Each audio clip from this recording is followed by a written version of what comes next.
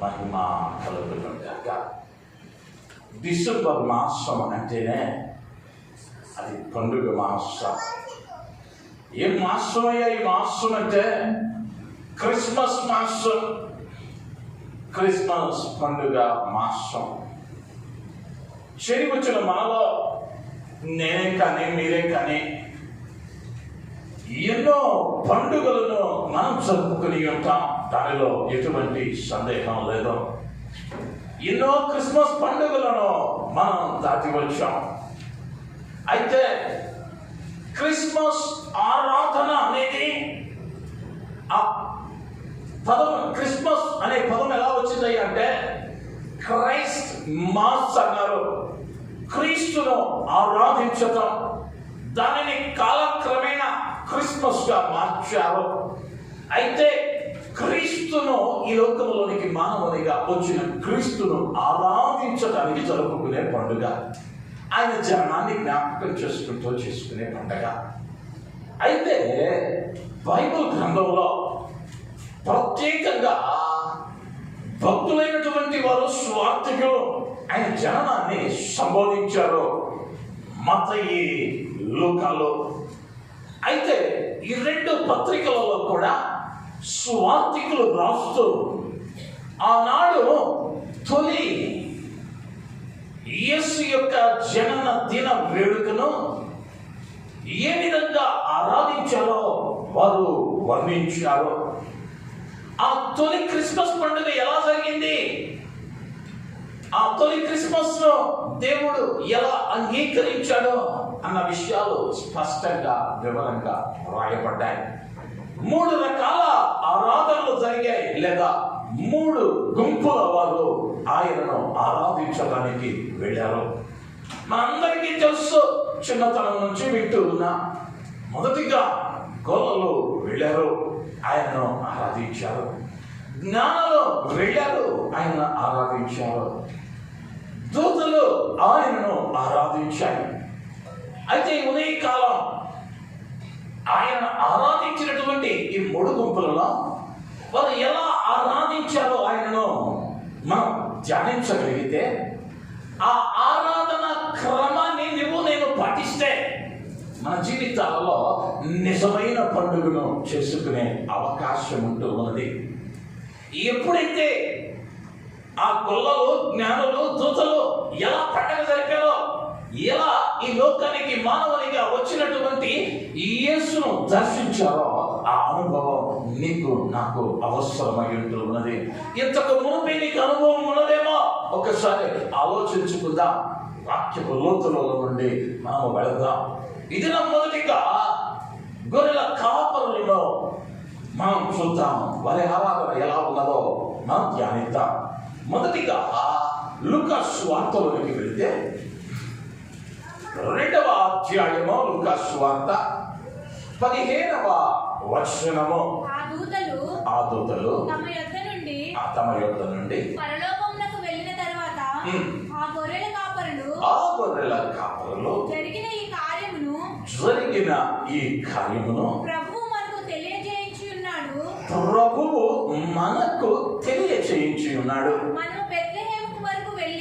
మనము బెత్లెహేము వరకు వెళ్ళి చూతుము రండని ఒకనితో ఒకడు చెప్పుకొని, దేవుని నామానికి మహిమ కలుగును గాక. హల్లెలూయా, హల్లెలూయా. మొదటిగా ఈ గొర్రెలు ఏం చేశారు అంటే, వారు పచ్చికలో గొర్రెలను మేపుతూ ఉంటే అకస్మాత్తుగా వెలుగొచ్చింది. దేవుని దూత కనిపించింది. మీరు భయపడిపోయారు. దూత అంది, భయపడకుడి, ఇదిగో ప్రజలందరికీ కలగబోవు మహా సంతోషకరమైన సువర్తమానము నేను నీకు తెలియచేయుచున్నాను అని ఆయన పుట్టినటువంటి పుట్టుకను గురించిన విషయాన్ని చెప్పి ధైర్యపరచింది.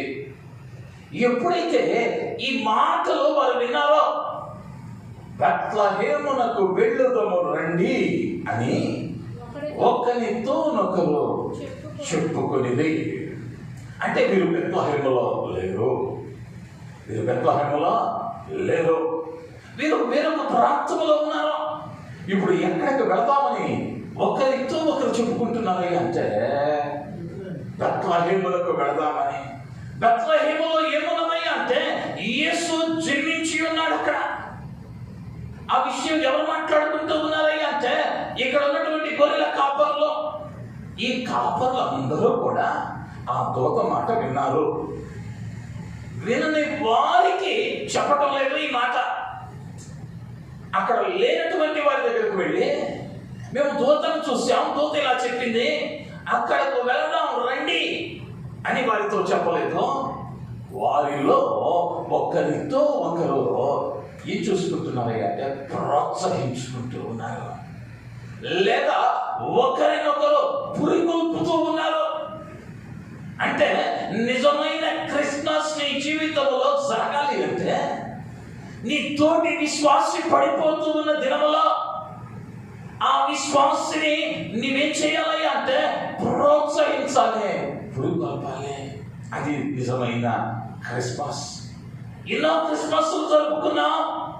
దేవుడు నీతో మాట్లాడిన మాట ఒకరితో ఒకరం పంచుకుంటూ ఉన్నామా? వీళ్ళేం చేస్తా ఉన్నారయ్య అంటే అందరూ విన్నారు.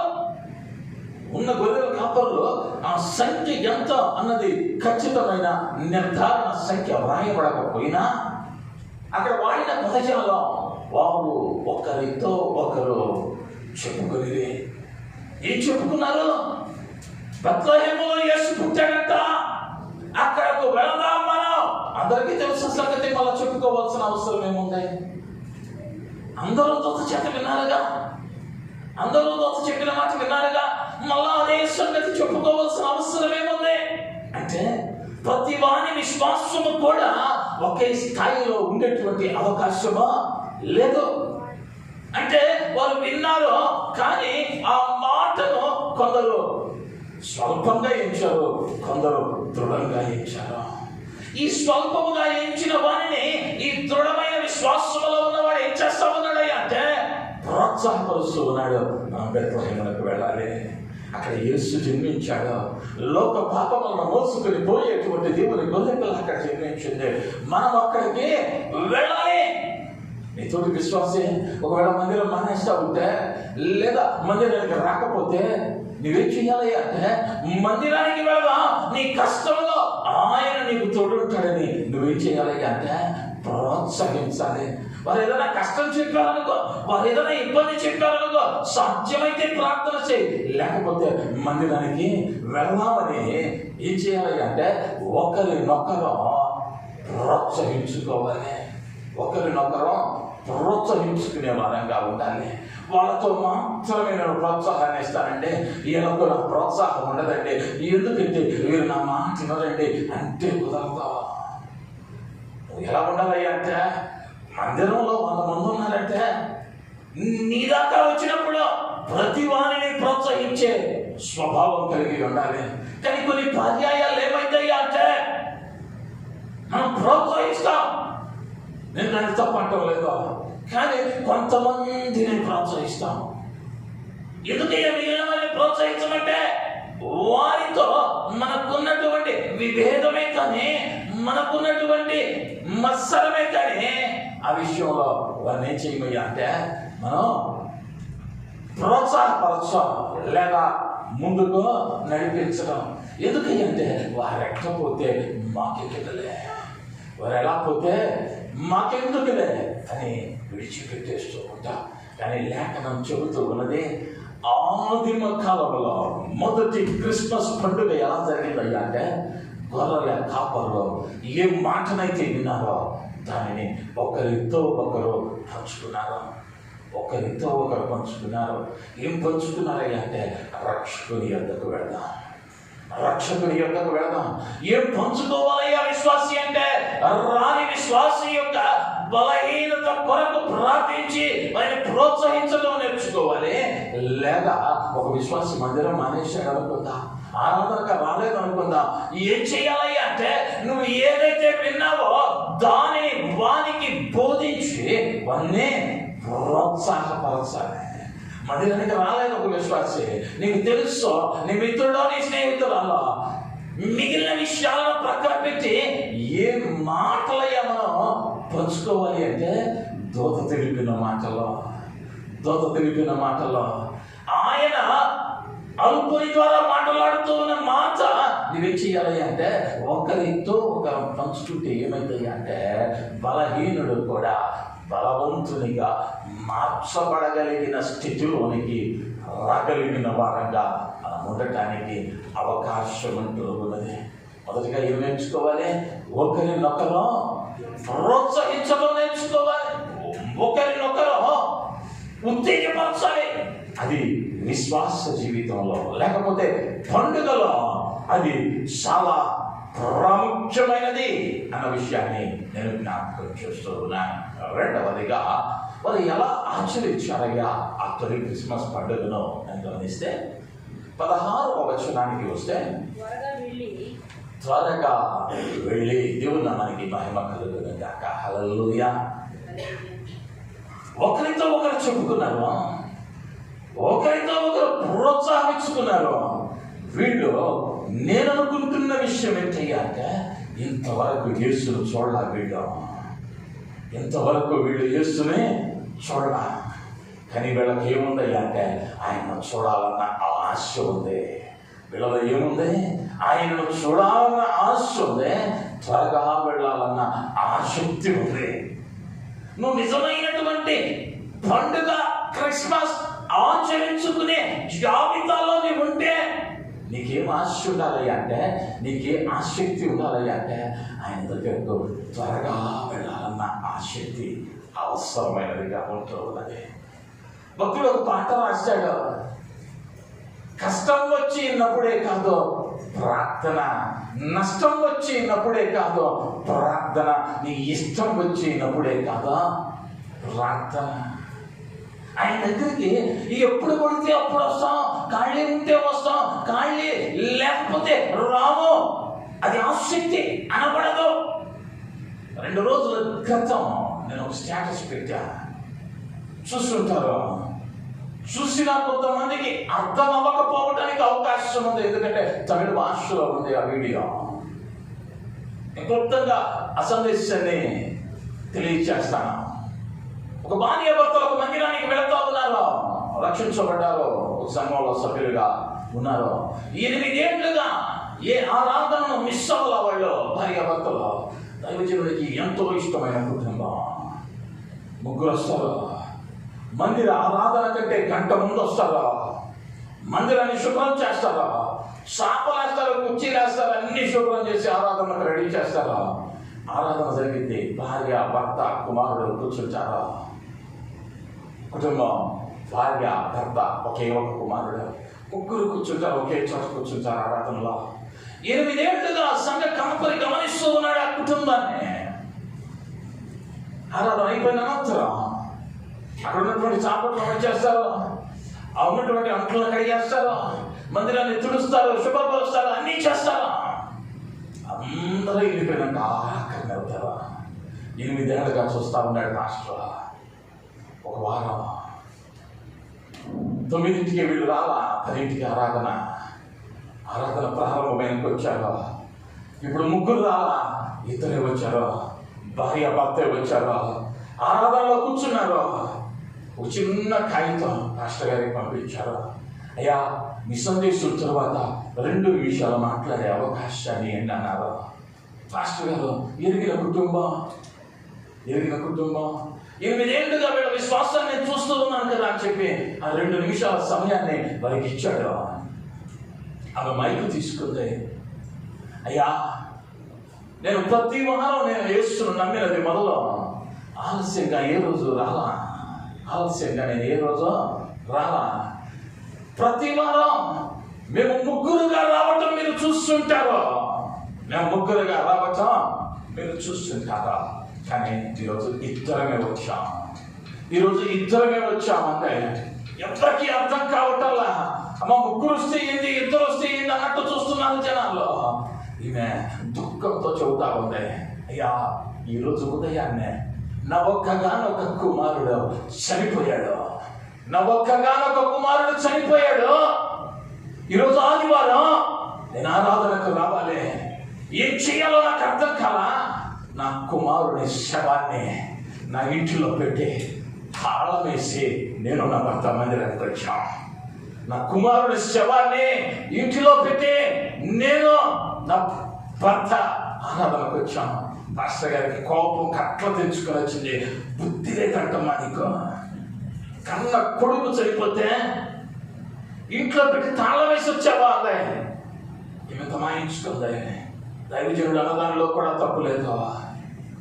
ఆ మందప్పుడు అయ్యా నా కుమారుడు చనిపోయాడు వాస్తవమే, కానీ నేను కూడా ఒకరు చనిపోతాను, కానీ నా కుమారుడిని ఆ పరవయస్సులో నేను చూస్తానయ్యా, నా కుమారుడిని పరవయస్సులో చూస్తాను. కానీ ఆ వేదన మధ్యలో కూడా ఎందుకు వచ్చానయ్యా అంటే 10 గంటలకు ఇక్కడ ఆరాధనలో నా ప్రభు వచ్చి ఉంటాడయ్యా, నా ప్రభు ఇక్కడ ఉంటాడు. ఆయనను చూడకపోతే, ఆ భాగ్యాన్ని నేను దక్కించుకోకపోతే నేను వస్తానని ఎదురు చూస్తున్న యేసయ్య కన్నీరు పెడతాడయ్యా. ఆయన అడగటం నాకు ఇష్టం లేదయ్యా. మా ఇది కల్పితం కాదమ్మా, నేను చెప్పింది కథ కాదు, ఇది యథార్థ సంఘటన. ఒక తల్లి తన బిడ్డ చనిపోతే ఇంట్లో పెట్టి మందిరానికి వచ్చింది. అది ఆసక్తి. నా ప్రభువుకి ఎలాంటి ఆసక్తి కావాలయ్యా అంటే ఇంటిలో దరిద్రం తాండవిస్తా ఉన్నా నా యేసయ్య విడిపిస్తాడన్న నిరీక్షణ కావాలి. ఆయన్ని నమ్మటం అంటే అత్యంత ఉండకూడదు. దృఢంగా ఉండాలి. నిప్పుల్లో వేస్తానంటే వేసుకో, నా యేసయ్య ఉన్నాడు, నా యేసయ్య దాని నుంచి తప్పించగలడు. గొర్రెల కాపర్లో బెత్లెహేము ఇంతకు ముందు వెళ్ళారో లేదో యేసయ్యను చూడ దూత కనిపించి చెప్పింది. ఎవరు కూడా నెగిటివ్గా మాట్లాడలేక నాకు కనిపించిందో దూతాదేయమా, అది నిజమేనా కాదా? ఒకవేళ మనం వెళ్ళాల్సి వస్తే మళ్ళొచ్చి చెప్పిందిలే అన్న ముచ్చట్లో లేవో.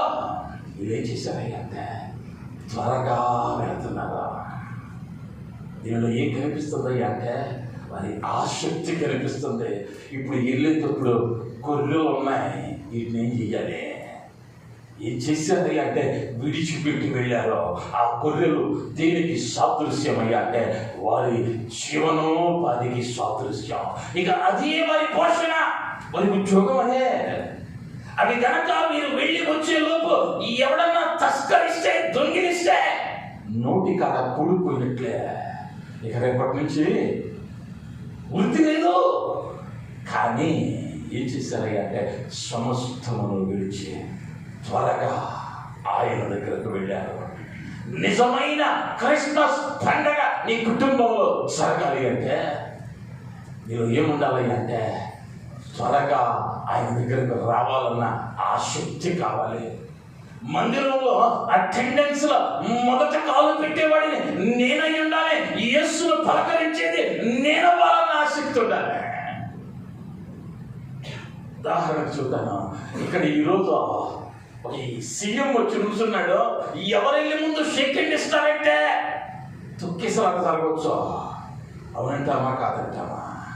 అందరికీ ఆసక్తి ఉంటుంది. ముందుగా నేనే వెళ్ళి పలకరించాలి ఆయన్ని. మరి సర్వ సృష్టిని సృజించాడే, మాట చేత ఆకాశమును భూమిని కలుగ చేసి సమస్త జీవరాశిని నిర్మించాడే. ఆయన నిలవపడుతున్నాడే 11 గంటలకు. ఇక్కడ ఆయనను చూడాలన్న ఆసక్తి నీలో నాలో ఎంత వైరాగ్యంగా ఉండాలి, ఎంత వైరాగ్యంగా ఉండాలి. అది ఆయనకు మనమిస్తున్నటువంటి గౌరవాన్ని అది ప్రస్ఫుటించింది. ఆ తల్లికి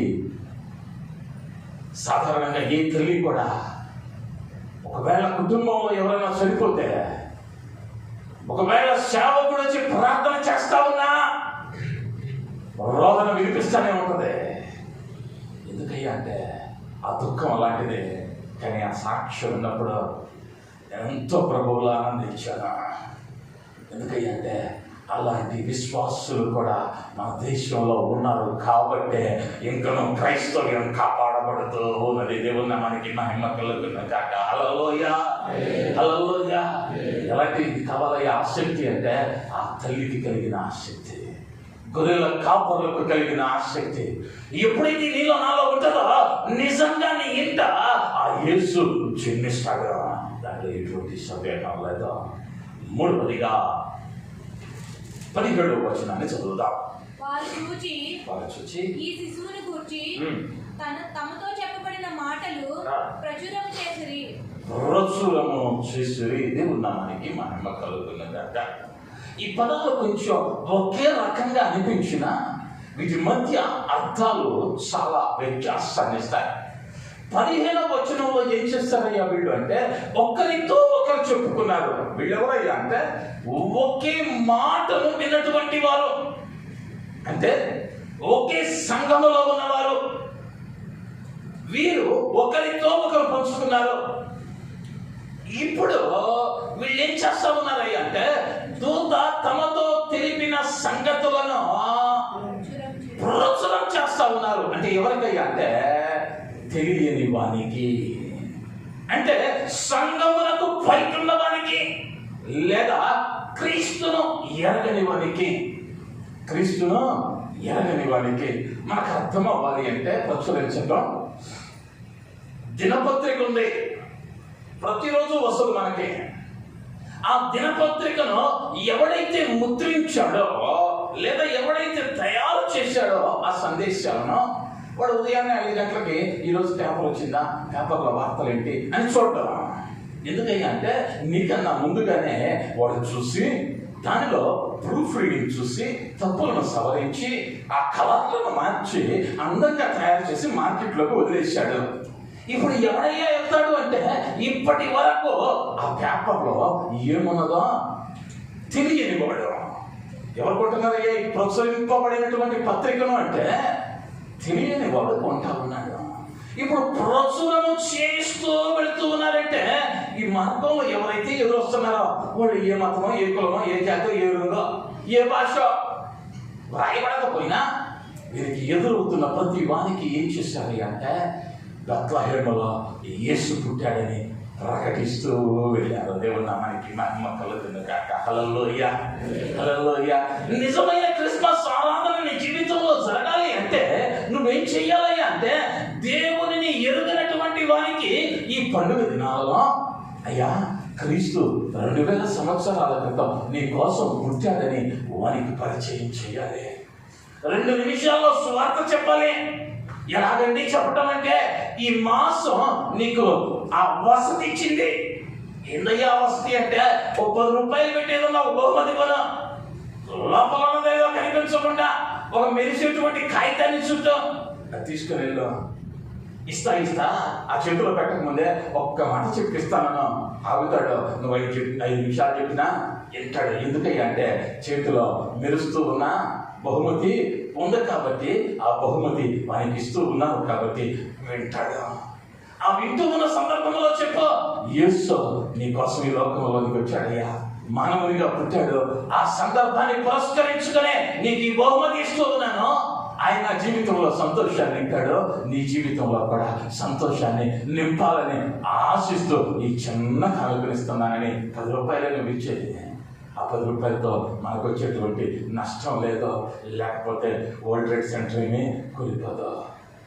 ఒక్క 10 రూపాయలు ఒక చిన్న బహుమతి తీసుకెళ్ళి దేవుని నెరవేరు బిడ్డకి ఇచ్చి, అయ్యా ఆయన 2000 సంవత్సరాల క్రితం వచ్చాడయ్యా, నిన్ను ప్రేమించాడయ్యా, నిన్ను ఎంతగా ప్రేమించాడంటే ఆయన ప్రాణం పెట్టేంతగా ప్రేమించాడయ్యా, ఆయన చనిపోయాడయ్యా నీ కోసం, తిరిగి లేచాడయ్యా, త్వరలో నీ కోసం రాబోతున్నాడయ్యా అని చెప్పగలిగితే నువ్వు విత్తితే చాలు. విత్తనం పరిశుద్ధ లేఖనం చెప్పబడిన మాట, మీరు విత్తువారు మాత్రమై ఉన్నారు, దానికి నీరు పోయేవాడును దాన్ని ఫలింపచేయువాడును పరిశుద్ధాత్ముడే. మిగిలిన కార్యాన్ని ఎవరు చేస్తారయ్యా అంటే ఈ లోకానికి రక్షకునిగా వచ్చినటువంటి నా ప్రభువు అయిన యేసు నడిపించి వారిని వెలుగులోనికి నడిపిస్తాడు. నువ్వు చేయాల్సింది ఏంటయ్యా అంటే నీ స్నేహితులలో, నీ బంధువులలో, నీ ఇరుగు పొరుగు వారిలో ఇది ఒక గొప్ప అవకాశం.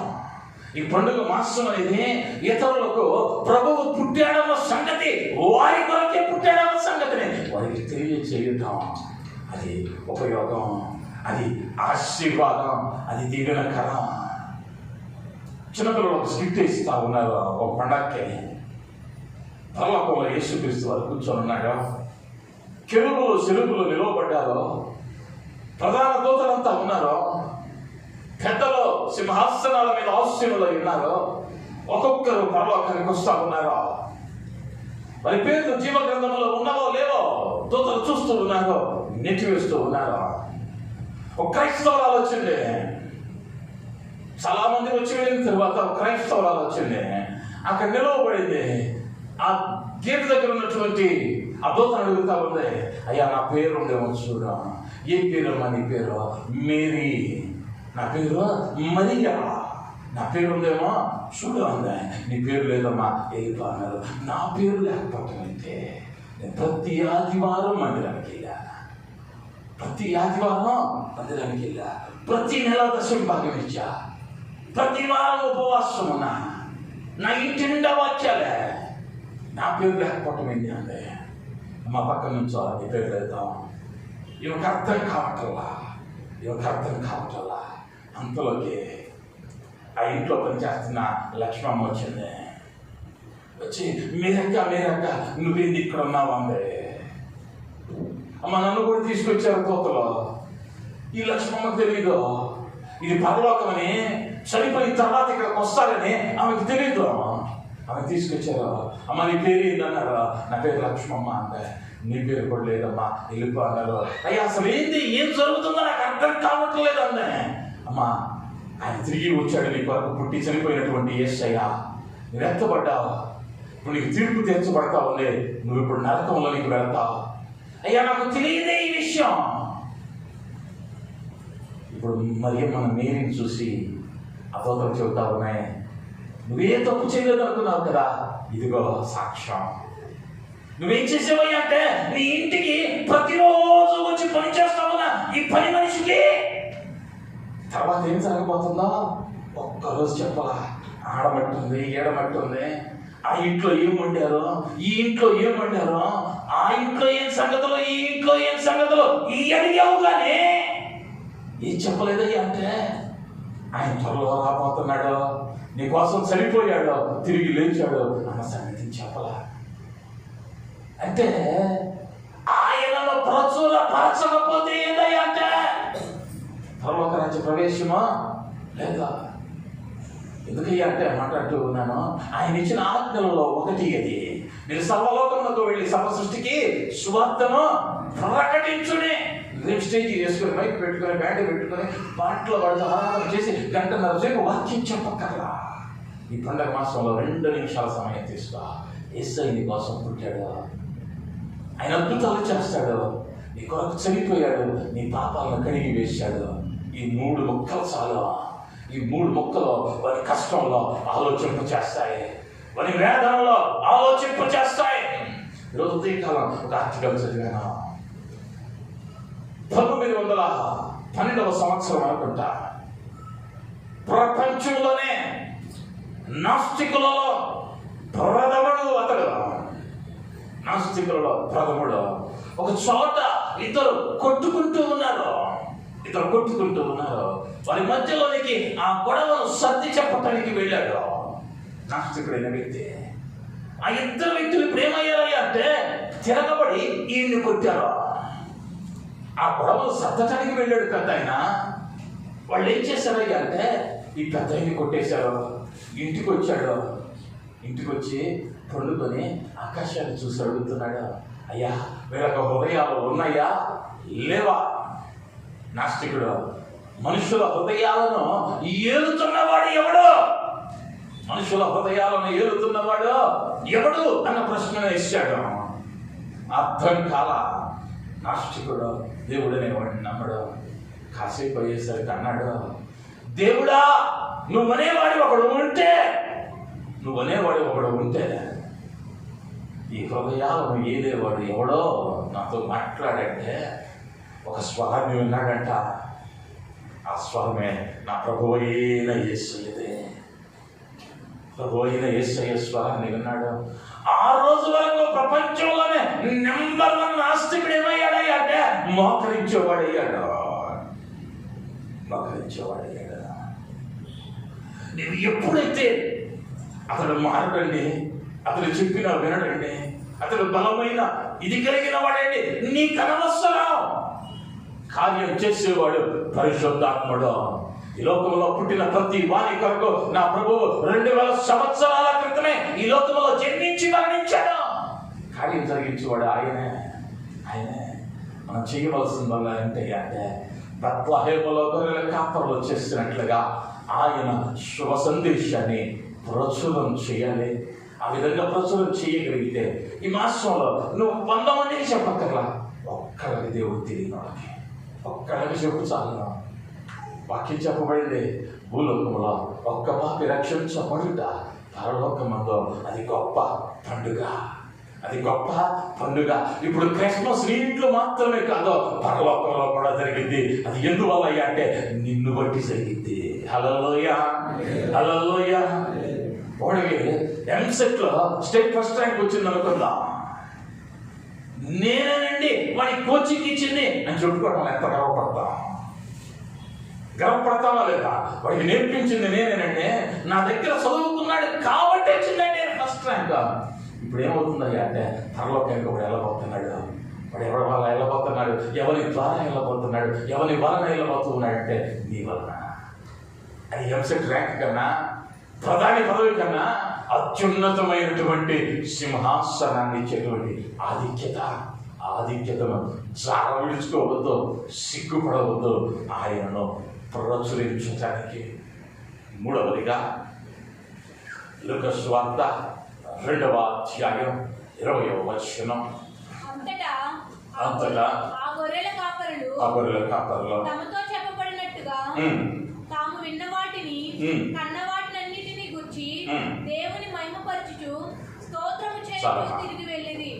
ఒక్కసారి కన్న వాటిని విన్న వాటిని కన్న వాటిని గురించి దేవుని మహిమపరచుచు. కన్న వాటిని ఏం చేస్తారయ్యా అంటే విన్న వాటిని కన్న వాటిని జ్ఞాపకం చేసుకున్నారట. వాళ్ళు ఏం చేశారు? ఇంతకు ముందు దూత ఏం చెప్పిందో నెమర వేసుకున్నారు, లేదా జ్ఞాపకం చేసుకున్నారు. దేవుడు వారి కొరకు ఏ విధంగా దూతను పంపాడో దాన్ని ఒక్కసారి జ్ఞాపకం చేసుకున్నారు. ఈ క్రిస్మస్ కి నువ్వేం చేయాలి అంటే, ఈ పండుగ అర్థవంతమైన పండుగగా నీకు ఉండాలంటే ఇన్నేళ్లలో నీ పట్ల ఆయన చేసిన కార్యాలను ఏం చేయాలి అంటే నెమరు వేసుకోవాలి. ఆయన చేసిన కార్యాలను జ్ఞాపకం చేసుకోవాలి.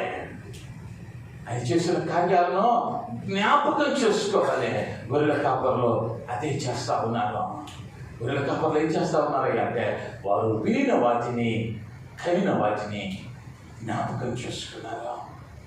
అనేక సందర్భాలలో నువ్వు విని ఉంటావు, ఫలానా ఊర్లో ఫలానా క్యాన్సర్ పేషెంట్ని యేసు స్వస్థపరచాడని, ఫలానా వ్యాధి నుంచి విడుదల వచ్చిందని, ఫలానా అప్పుల బాధ పోయిందని. మరి ఆయనకి తీసేసిన దేవుడు నీకు కూడా తీసేస్తాడుగా. వారిని ఒక రకంగా నిన్నొక రకంగా ప్రేమించలేదుగా. సమస్త మానవాళి కొరకు ప్రాణం పెట్టానన్నాడుగా. మరి నీకెందుకు చేయడు? నువ్వేం చేయాలి అంటే అయ్యా చేస్తానన్నా అని ఆయన కార్యాలను జ్ఞాపకం చేసుకుని కృతజ్ఞత చెల్లించాలి. ఆయన ఏం చేయాలి అంటే జ్ఞాపకం చేసుకుంటే అయ్యో నాకు ఎంత మేలు చేశాడా అని తెలిసిందే. ఒక పేపర్ తీసుకొని ఆయన ఏమేమి చేశాడో రాసుకుంటే అమ్మో నా కోసం నా దేవుడు ఇన్ని చేశాడా అనిపించింది. జ్ఞాపకం చేసుకోనంత కాలం ఏమనిపించింది అంటే ఏం చేశాడు అనిపించింది. జ్ఞాపకం చేసుకోకపోతే ఏం చేశాడు దేవుడు అనిపించింది. అది జ్ఞాపకం చేసుకుంటే ఎంత చేశాడయ్యా దేవుడు నా కోసం. ఇప్పుడు ఎందుకు జ్ఞాపకం చేసుకోవాలి అంటే ఆయన నిన్ను ఎంతగా ప్రేమించి ఈ లోకంలోనికి వచ్చాడో నువ్వు తెలుసుకోవటానికి. ఆయనను, ఆయన కార్యాలను, ఆయన నీతో మాట్లాడిన మాటలను, నీవు చూసిన ఆయన అద్భుతాలను, నా కళ్ళ ముందే కొన్ని పర్యాయాలు కొన్ని ప్రాంతాలలో మన కళ్ళ ముందు ఉన్నటువంటి కుటుంబాలే చిన్న భిన్నమవుతున్న స్థితిలో దేవుడు కుటుంబాలను కట్టడం, ఆర్థిక ఇబ్బందుల్లో నుండి బయటకు తేవడం, అనారోగ్య సమస్యల నుండి బయటకు తేవడం, మరణ పడకల మీద నుంచి లేవనెత్తడం మన కళ్ళతో చూసాము. వాటిని ఏం చేయాలి అంటే జ్ఞాపకం చేసుకుని అయ్యా నా ప్రియులను బట్టి నువ్వు చేసిన కార్యాలకు వందనాలని ఆయన కార్యాలను జ్ఞాపకం చేసుకోవాలి. కానీ మానవ హృదయం లేకపోతే మెదడును గురించి పరిశోధించినటువంటి ఆ నాసా శాస్త్రవేత్తలు లేదా అమెరికా శాస్త్రవేత్తలు ప్రతిదాన్ని పరిశోధిస్తారు, ప్రతిదాని మీద రీసెర్చ్ చేస్తారు. వారు చేసిన పరిశోధనలో తెలిసింది ఏంటంటే అంటే మనిషి తత్వం ఏంటి అంటే మేలును గుర్తుంచుకోడంట, కీడుని ఎంతకాలమైనా గుర్తుంచుకుంటాడంట. మేలు గుర్తుంచుకోడా. నువ్వు ఈరోజు 100 రూపాయలు ఇచ్చి చూడు, రేపు ఉదయానికి మర్చిపోతాడు. అది మానవ నైజం. బయటికి పోను 10 ఏళ్ల తర్వాత కనిపించిన 10 ఏళ్ల క్రితం ఫలానా ఆయన నన్ను బయటికి పో అన్నాడు. ఎందుకయ్యా అంటే మేలు త్వరగా గుర్తుండదు. ఆయన మేలు గుర్తుంచుకోవాలి అంటే ఈరోజు గాలి పిలుస్తున్నామంటే ఆయన చేసిన మేలే, ఆయన చేసిన మేలే. నిలవబడ్డావంటే 4 ఏళ్ళు లోపలికి వెళుతున్నాయంటే ఆయన చేసిన మేలే. ఇవన్నీ ఏం చేయాలి అంటే జ్ఞాపకం చేసుకోవాలి. ఎప్పుడైతే జ్ఞాపకం చేసుకున్నామో ఆయనకు ఎలా ఉన్నామయ్యా మనమంటే కృతజ్ఞత కలిగిన వారంగా ఉన్నామని ఆయన ఆనందపడతాడు. ఆయన ఆనందపడతాడు. ఒక స్నేహితుడు ఉన్నాడు అనుకున్నా, నీ దగ్గర అవసరానికి వచ్చాడు, ఒక 1000 రూపాయలు ఉంటే ఇవ్వమన్నాడు, ఇచ్చావు. ఒకసారి ఇచ్చావు, 2 సార్లు ఇచ్చావు, 3 సార్లు ఇచ్చావు. 4వసారి నీ గురించి తప్పుగా ప్రచారం చేస్తున్నాడని విన్నావు అనుకో, నీ గురించి తప్పుగా మాట్లాడుతున్నాడని విన్నావు అనుకో, నీ మనసు ఎలా ఉంటుంది? అరే వీరికా నేను ఇన్ని పర్యాయాలు డబ్బులు ఇచ్చింది, ఇతను ఏం చేస్తా ఉన్నాడయ్యా అంటే నా గురించి తప్పుగా ప్రచరిస్తాడా అని బాధపడతాం. అది ఎవరైనా సహజం, అది నువ్వైనా నేనైనా. మరి దేవుడు ఇన్నేళ్లలో నిన్ను కంటికి రెప్పవలే కాపాడాడే. నువ్వు ఆయన కార్యాలను జ్ఞాపకం చేసుకోకుండా లోక కార్యాలను జ్ఞాపకం చేసుకుంటే నా ప్రభువు బాధపడతాడా లేదా? ఒక్క నిమిషం ఆలోచించరా. ఆయన బాధపడతాడా లేదా? ఆయన బాధపడితే నీ ఇంట పండగ లేదు. ఆయన ఏం చెయ్యాలి అంటే ఆనందపడాలి. ఆయన ఆనందపడాలి. ఆయన ఆనందపడాలి అంటే ఆయన చేసిన మేలులను జ్ఞాపకం చేసుకోవాలి. చివరిగా 5వ వచనం కొనసాగించదు. స్తోత్రం చేయుచు తిరిగి వెళ్ళిరి. కొంచెం ముందు దేవుని మహిమపరచుచు స్తోత్రము చేయుచు తిరిగి వెళ్ళిరి. స్తోత్రము చేయుచు తిరిగి వెళ్ళిరి. మొదటిగా ఏం చేశారయ్యా అంటే ఒకరితో ఒకరు చెప్పుకున్నారు, దాని ద్వారా ప్రోత్సహించబడ్డారు. ఎప్పుడైతే ప్రోత్సహించబడ్డారో వీళ్ళు ఏం చేస్తా ఉన్నారయ్యా అంటే ఆయన దగ్గరకు త్వరగా వెళతా ఉన్నారు. ఆ త్వరగా వెళ్ళిన వారు ఏం చేస్తున్నారయ్యా అంటే వెళ్ళేటువంటి క్రమంలో ఆయన ఎందుకు వచ్చాడో అది ప్రచురం చేస్తూ వెళ్ళారు. ఆ వెళుతూ ఉన్న క్రమంలో ఇంకేం చేస్తా ఉన్నారయ్యా అంటే ఆయన మాట్లాడిన కనిన వినిన సంగతులను జ్ఞాపకం చేసుకున్నారు. ఎప్పుడైతే జ్ఞాపకం చేసుకున్నారో వీళ్ళేం చేశారయ్యా అంటే దేవునిని మహిమపరచుతూ స్తోత్రము చెల్లించుతూ మరి ప్రయాణం సాగింది. హల్లెలూయా, హల్లెలూయా. ఆయనకు ఒక పేరు ఉంది, మనం ఆరాధించే దేవునికి స్తుతుల మీద ఆసీనుడయ్యే దేవుడు. అంటే ఈ గొర్రెల కాపర్లో వెళతా ఉంటే వీరి మీద ఎవరి సన్నిధి ఉన్నాయా అంటే సజీవుడైన దేవుని సన్నిధి మరింతగా ఉన్నది. దేవుని నామానికి మహిమ కలుగును గాక. హల్లెలూయా, హల్లెలూయా. జ్ఞాపకం చేసుకోకపోతే ఆయన స్తుతించడం రాదు.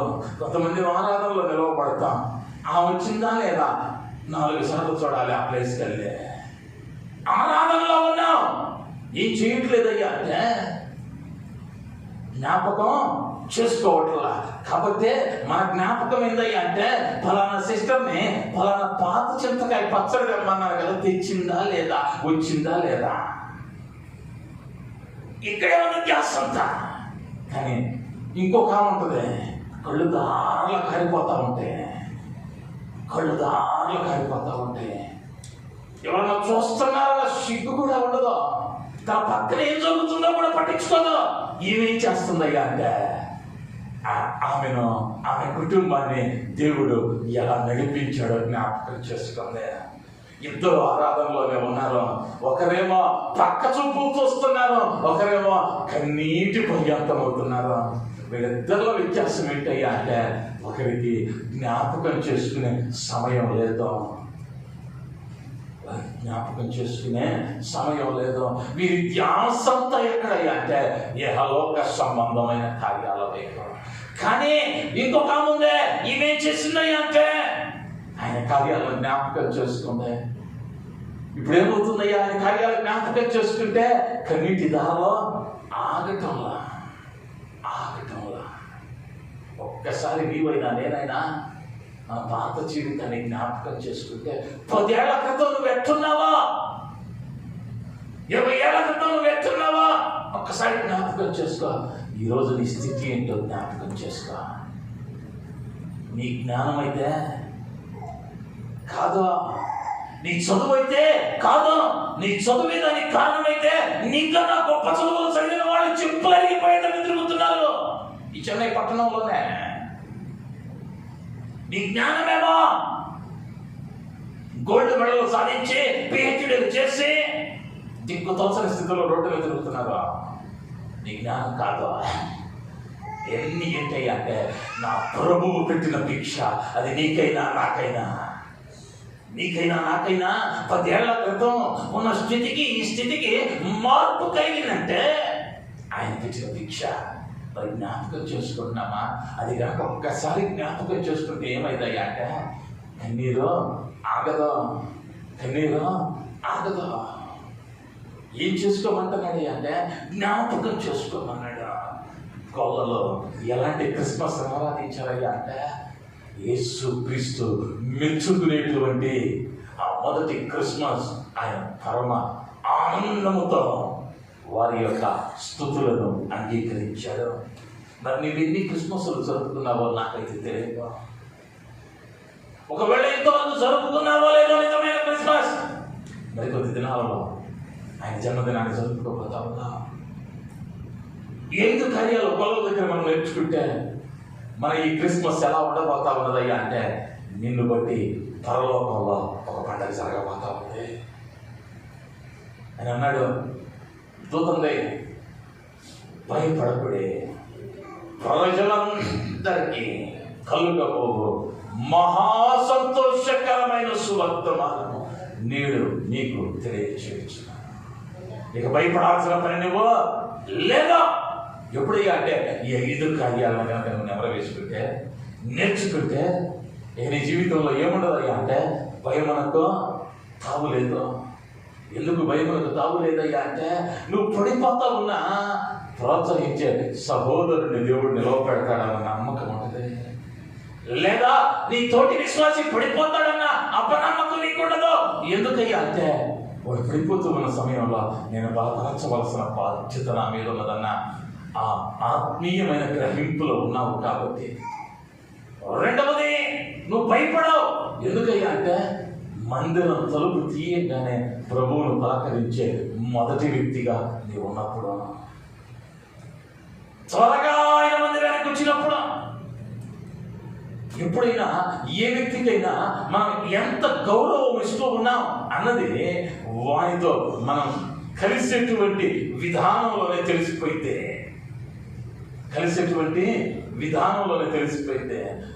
ఉదాహరణకు అనుకుందాం, ఒక కలెక్టర్ ఉన్నాడు అనుకుందాం, అదే సీఎం పిఎం వస్తున్నాడు అనుకో, తెల్లారుజాము 4 గంటల నుంచి ఆ గ్రౌండ్ లో నుంచొని అటు ఇటు తిరుగుతూ కాలు కాలిన పిల్లిలాగా ఉంటాడు. ఎందుకయ్యా అంటే సమస్తాన్ని జాగ్రత్తగా చూడాలి. వస్తా ఉన్న వ్యక్తి ఎవరయ్యా అంటే సీఎం. కాబట్టి ఏం చేయాలి అంటే అన్ని చక్కబట్టాలి. అదే కలెక్టర్ ఆఫీస్కి నువ్వు వెళ్ళు, నువ్వు కూర్చోవాలి 4 గంటలు.